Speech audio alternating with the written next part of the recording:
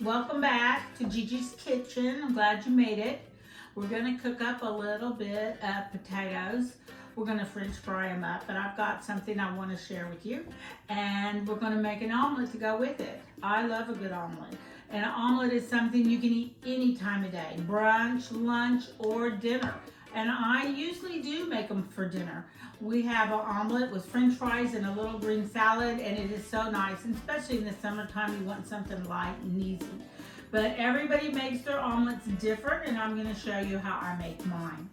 But before we start, I want to make our fries first. And I've never made these fries before.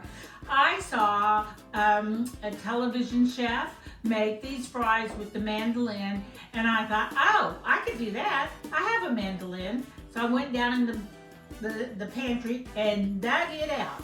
So I'll show you about my mandolin. You put it on here, and I'm sure you've seen it, and slice it down here. And this is the way the television chef did it. And if you have your favorite television show that you watch, your favorite cooking shows, let me know who it is. I watch them all the time, have for years. So I do use my hand protector. I always do. I advocate for this. You see them all the time on the cooking channels, and they're just slicing through and they're doing this number. And I do not do that. You have a guard, use it. This guard has little spiky things in there, I guess you could call it. It goes into the food, whether it's a carrot, an onion, or whatever it is you're slicing. Now this mandolin does the julienne, which is going to make our matchsticks for us. It'll do thick fries, it'll do sliced. If I want to do scalloped potatoes, it'll make them really thin. So it's really nice. So that's to help guide and guard, both guide and guard your hands. So you're going to pull that up, and we're going to put that on there, and then we're going to push it down in there. So then it comes up together, and that's how you protect your hand. Then this goes on here, and we're going to slide it down and push it through the group there.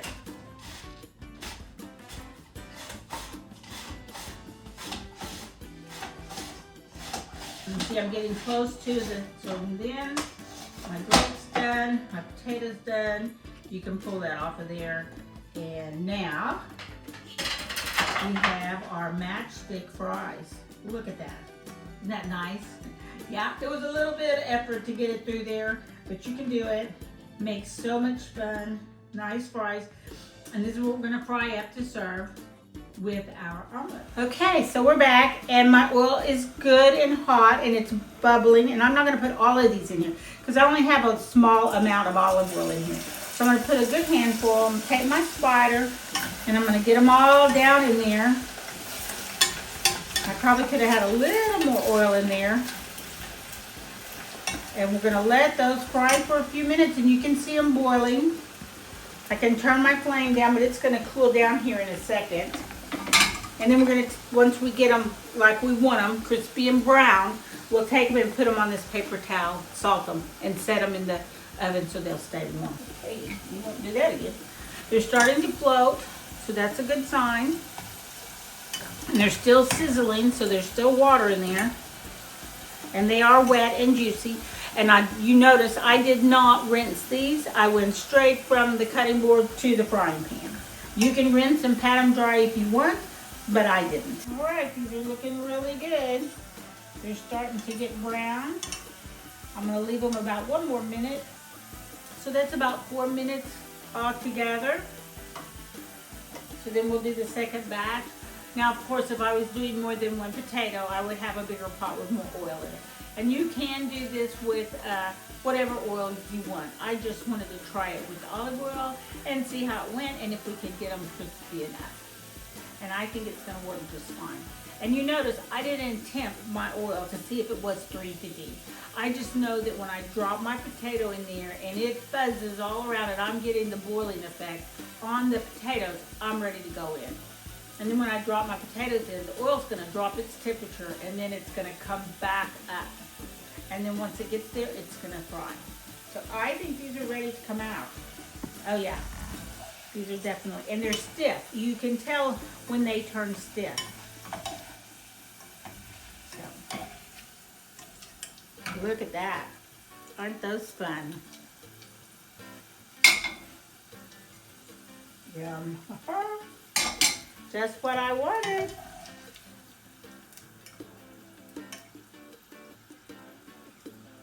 I'm going to try to get all these out of here so they won't be burnt by the time I get to my other ones. Okay, now I'm going to put the rest of these in here. And we'll go for another 4 minutes. I think our second batch here is done. It's been about 3 or 4 minutes, and look how those look. Oh, they look so good. Yes, I'm very happy with this. I was like, oh, we can do that. So I went down and dug that mandolin out. And here comes Scarlett to help me clean up all the potato mess. Now, as I take these out, that's when I'm going to salt them. And I'm going to set this back over here and let it cool off. Just leave that there. Put this on here. I'm going to turn my burner off for a second. So look at those. Perfect. And just enough. Now, like I said, if I was cooking more than just one potato, I'd definitely have a bigger pot and more oil.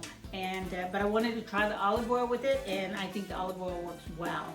I love it frying in olive oil. Okay, I'm going to stick these in the oven so that they'll stay nice and warm. You need to be ready to serve this omelet once we plate it. It will go very quickly, and we're going to put it in a small skillet. Now you notice that sometimes you go to the diner and you get an omelet and it's very flat, and then they roll it up. And I don't think that's an omelet, I think that's a crepe. Of course it's not a crepe, but it looks like a crepe. So my omelets are very, very fluffy. And one way I get that fluffiness is I whip them really well before I pour them in the pan.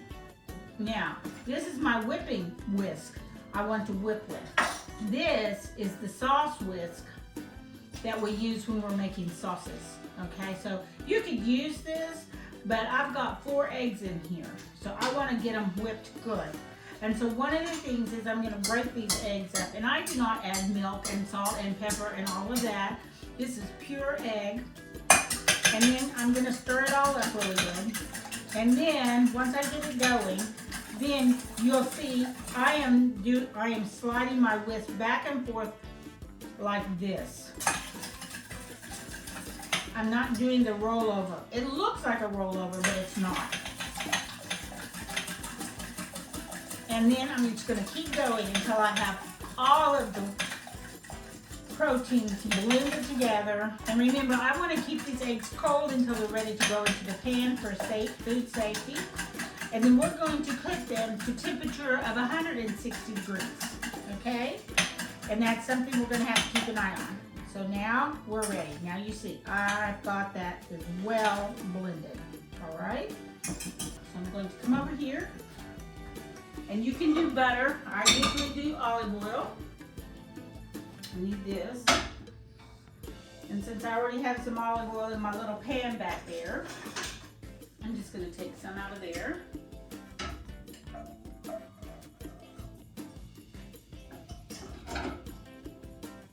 And yes, it's Teflon, but I'm still going to add a little bit of olive oil in here.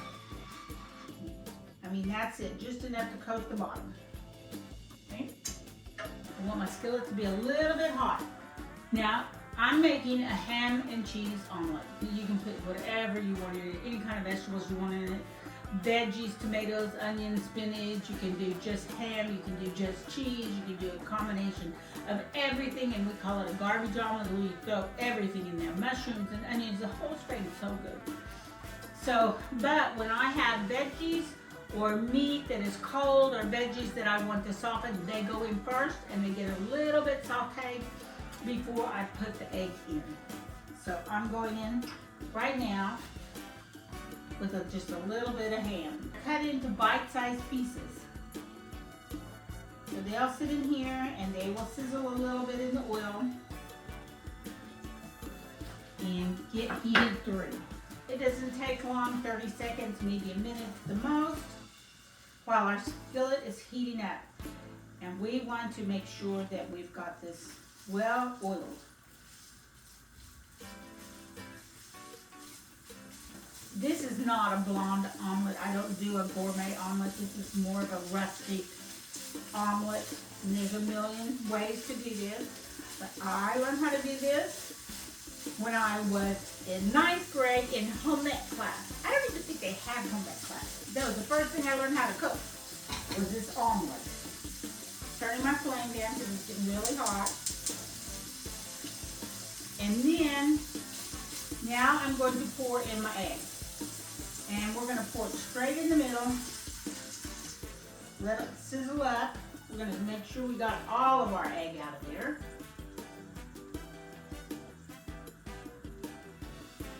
Okay. And then we're going to lift our pan and start rolling it around our edge.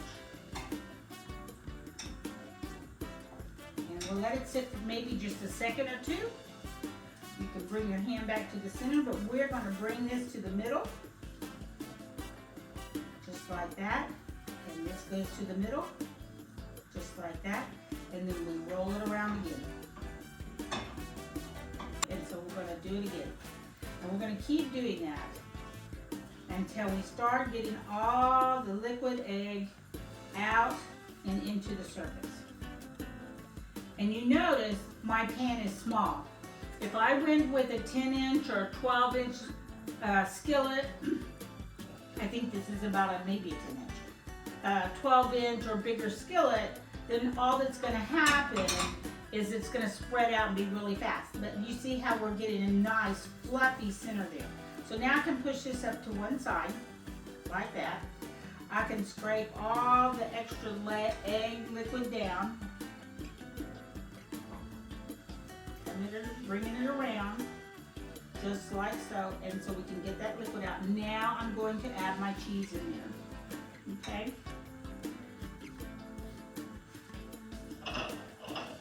And this is a blend of my Gouda and my cheddar, and I'm going to put it right in the middle. And you can put as much as you want. I think this is about 3 tablespoons of grated cheese. You can use fresh grated, already grated, whatever you want to do. And you see how we're cooking there. So now comes the hard part. I got my big fish spatula here. It's very thin, but this way, and be gentle on your pan, especially if it's Teflon, because it's going to get under here. And we're going to flip this over. Okay, just like that. See? Now the trick to the whole thing. Turn this down really low. And put your lid on it. When we put the lid on it, the steam traps inside the egg and creates it to become puffy. We're going to leave it there for about a minute, then we'll flip it and let it be there for about another minute, and then it should be plenty hot on the inside. Here we go to the plate, and hopefully it's sliding all around nice and easy, and it's going straight onto the plate. Oh my gosh, that looks so good. And then here's our fries, and I've got a little bit of a salad on here. And this looks so good. I don't know how I'm gonna get all those fries on there. Maybe we'll just put half of them. Save the rest for later. That's one potato. Now comes all the fun toppings. You know how I have to have toppings on everything. So let's go ahead with our salt. This is just a little salad. It's got some olive oil on it, a little vinegar, and that's it, and some romaine. So they get salted. Our fries have already been salted. Here's our pepper. Pepper's going on our omelet too. And then the good stuff. This is the truffle oil. Goes on a little bit of everything. And this is supposed to be a little streamer bottle I got for Christmas, so we'll see. There it goes. And you don't need much of this. A little bit goes a long way on that truffle oil. And then everything gets topped with the Parmesan. Let's cut into it. Oops. And see how we get it. Oh, look at that cheese pull. Isn't that wonderful? There's our omelet. And we're gonna take a bite. Oh, it's so hot, I don't know if I can get a bite out of that. But I definitely have to try these fries. Truffle oil and all. These shoestring fries, I love these things. Don't even use a fork. It's not allowed. You just dive into these fries with your fingers. You're good to go. Man, am I making a mess. Warm, hot, cheesy. I think the Gouda really helps. I have to stop and say goodbye. Okay, see you next week.